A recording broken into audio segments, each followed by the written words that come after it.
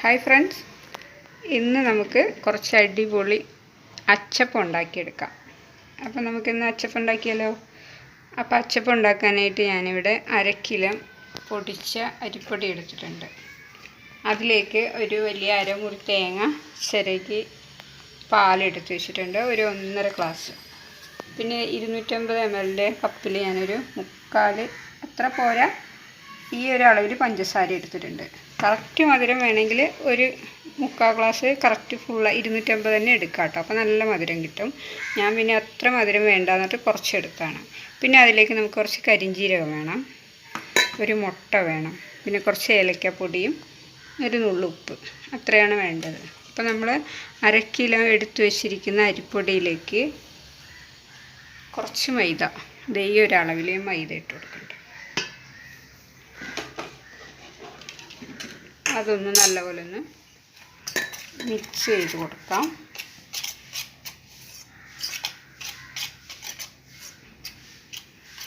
ഇത് ഇവിടെ ഇരിക്കും. നമ്മൾ ഒരു മിക്സിയുടെ ജാർ എടുക്കാം, അതിലേക്ക് എടുത്തു വച്ചിരിക്കുന്ന പഞ്ചസാര ഇട്ട് കൊടുക്കാം. അതൊന്ന് നമുക്കൊന്ന് ജസ്റ്റ് ഒന്ന് പൊടിച്ചെടുക്കാം. പഞ്ചസാരയിലേക്ക് ഒരു മുട്ട പൊട്ടിച്ച് വയ്ക്കാം. അതിലേക്ക് ഒരു നുള്ളു ഉപ്പിട്ട് കൊടുക്കാം. ഇനി ഇതൊന്ന് നല്ലപോലെ അടിച്ചെടുക്കാം. കുറച്ച് തേങ്ങാപ്പാൽ ഒഴിച്ച് കൊടുക്കാം.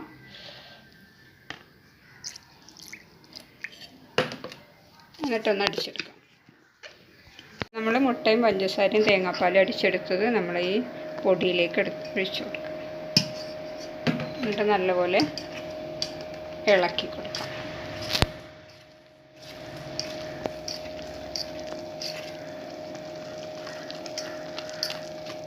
കട്ടയില്ലാതെ നല്ലപോലെ ഇളക്കി.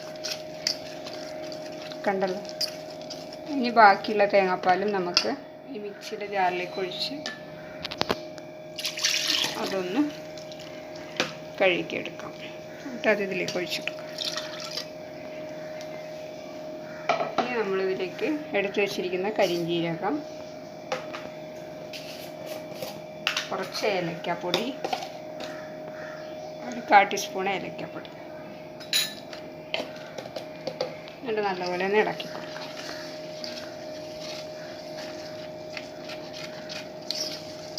ഒരു അരമണിക്കൂർ നമുക്കിതൊന്ന് റെസ്റ്റ് ചെയ്യാൻ വയ്ക്കാം.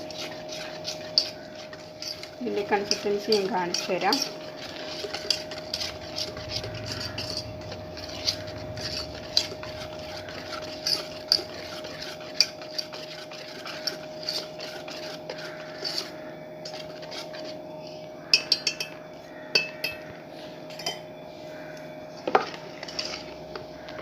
ഇതാണ് നമ്മുടെ പരുവം മാവിൻ്റെ. കണ്ടോ, കാണുന്നുണ്ടല്ലോ അല്ലേ?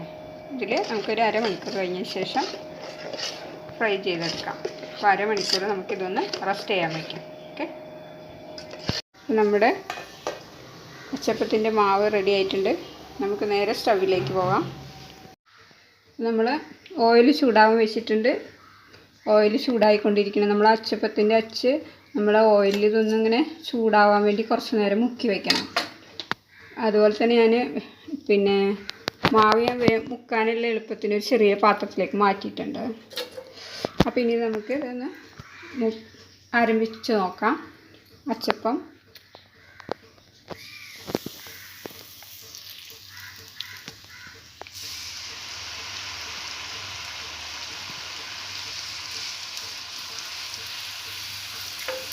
ജസ്റ്റ് ഒന്നും കൂടി നമുക്കിത് ചൂടാക്കിയതിന് ശേഷമേ നമുക്ക് പിന്നെയും മാവിലേക്ക് മുക്കാൻ പറ്റുള്ളൂ. അതുപോലെ തന്നെ നമ്മൾ അച്ചപ്പത്തിൻ്റെ അച്ച് കറക്റ്റായിട്ട് മുങ്ങി മാവിലേക്ക് താന്നു പോകരുത്. അപ്പോൾ നമുക്കിതിങ്ങനെ വിട്ട് കിട്ടില്ല. അപ്പോൾ പിന്നെ ഇങ്ങനെ അതിന്മേൽ പിടിച്ചിരിക്കും. അപ്പോൾ അതാവാതിരിക്കാൻ വേണ്ടി കറക്റ്റ് നല്ലപോലെ താഴ്ത്തി മുക്കാൻ പാടില്ല.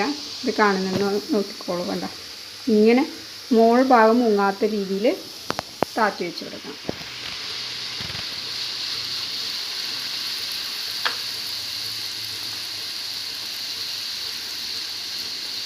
നല്ലപോലെ ഓയിൽ ചൂടായി കഴിഞ്ഞാൽ നമുക്ക് ഒരു മീഡിയത്തിലേക്ക് വെച്ച് കൊടുക്കാം. അല്ലെങ്കിൽ നമ്മൾ അച്ചപ്പം മുരിയാതെ കരിഞ്ഞു പോകാൻ സാധ്യതയുണ്ട്.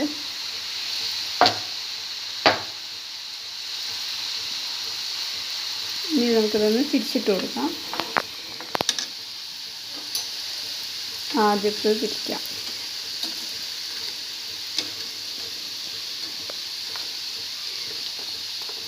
നല്ലൊരു ഗോൾഡൻ ബ്രൗൺ കളർ ആവുന്നത് വരെ നമുക്കൊന്ന് ഓയിലിൽ ഇട്ട് മുരിച്ചെടുക്കാം.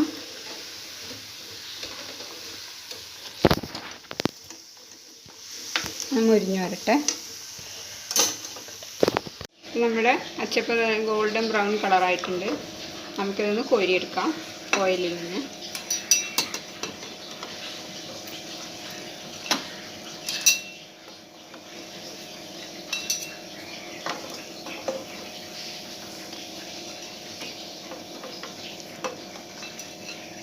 ഇനി അടുത്തത് ഇതുപോലെ നമുക്ക് വെച്ച് കൊടുക്കാം.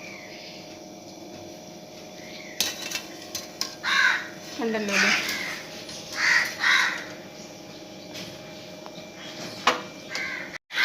ഇനി നമുക്ക് ബാക്കിയുള്ള മാവും കൂടെ ഞാനിതുപോലെ പൊരിച്ചെടുത്തിട്ട് കാണിക്കാം, ഫോട്ടോ കാണിക്കാം. ഓക്കെ. അപ്പോൾ നമ്മുടെ സൂപ്പർ ടേസ്റ്റുള്ള വളരെ സിമ്പിളായിട്ട് തയ്യാറാക്കാൻ പറ്റുന്ന നമ്മുടെ അച്ചപ്പം ഇവിടെ റെഡി ആയിട്ടുണ്ട്. ഞാൻ ചെയ്യുന്ന വീഡിയോ നിങ്ങൾ കണ്ടെന്ന് വിശ്വസിക്കുന്നു. വീഡിയോ ഇഷ്ടപ്പെട്ടാൽ ലൈക്ക് ചെയ്യുക, ഷെയർ ചെയ്യുക, കമൻറ്റ് ചെയ്യുക. ആദ്യമായി കാണുന്നവരാണെങ്കിൽ സബ്സ്ക്രൈബും ചെയ്ത് സപ്പോർട്ട് ചെയ്യുക. അപ്പോൾ കണ്ടല്ലോ വീഡിയോ, ഇത്രയേ ഉള്ളൂ. നാളെ മറ്റൊരു വീഡിയോ ആയിട്ട് വരാം. എല്ലാവർക്കും നന്ദി, നമസ്കാരം. നല്ല ക്രിസ്പിയും വളരെ ടേസ്റ്റിയുമായിട്ടുള്ള അച്ചപ്പമാണ്. കണ്ടല്ലോ. അപ്പോൾ ഓക്കെ, നാളെ കാണാം. Thank you.